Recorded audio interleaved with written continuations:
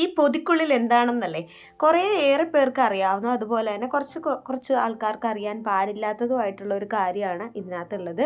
ഇത് ഞാൻ കഴിഞ്ഞൊരു വീഡിയോനകത്ത് പറഞ്ഞിട്ടുണ്ടായിരുന്നു, അപ്പൂപ്പൻ താടിയുടെ പോലെ തന്നെയുള്ളതാണ് നമ്മുടെ അടീനിയത്തിൻ്റെ സീഡെന്ന്.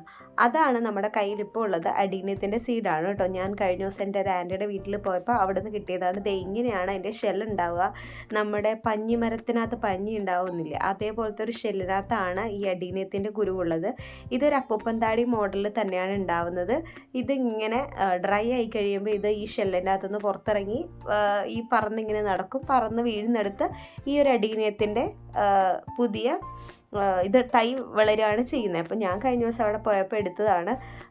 നിങ്ങളെയും കൂടെ കാണിക്കാമെന്ന് വിചാരിച്ചിട്ടാണ് ഞാനിങ്ങനെ പൊതിഞ്ഞു കൊണ്ടുവന്നത്. ഇതിനു മുന്നേ ഞാൻ ഒരു പ്രാവശ്യം അവിടെ പോയപ്പോൾ ഒരു 3-4 അടീനിയത്തിൻ്റെ സീഡ് എടുത്തിട്ട് പോന്നിട്ടുണ്ടായിരുന്നു. പക്ഷെ അത് കിളുക്കും എന്നൊന്നും ഞാൻ വിചാരിച്ചില്ല. അത് കിളുത്ത് കഴിഞ്ഞപ്പോഴത്തേക്കുമാണ് എനിക്ക് ഇനിയും അതിൻ്റെ സീഡ് വേണമെന്ന് തോന്നിയത്.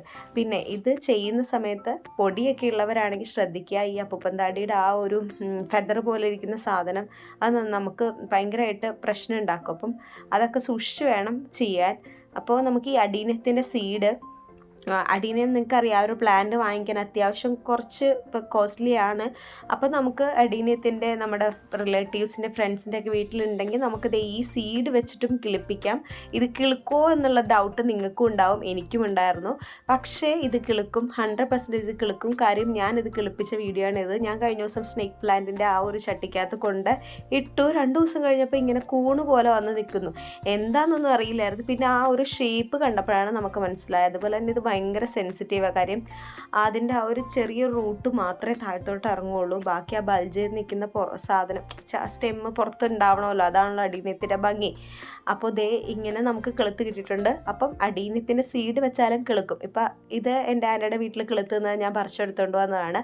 അതിൻ്റെ ഒരു റെവല്യൂഷൻ എന്ന് പറഞ്ഞിട്ടുണ്ടെങ്കിൽ ആദ്യം സീഡിൽ നിന്ന് നമുക്ക് ഈ ഒരു ചെറിയ തൈ കിട്ടിയിട്ടുണ്ടായിരുന്നു.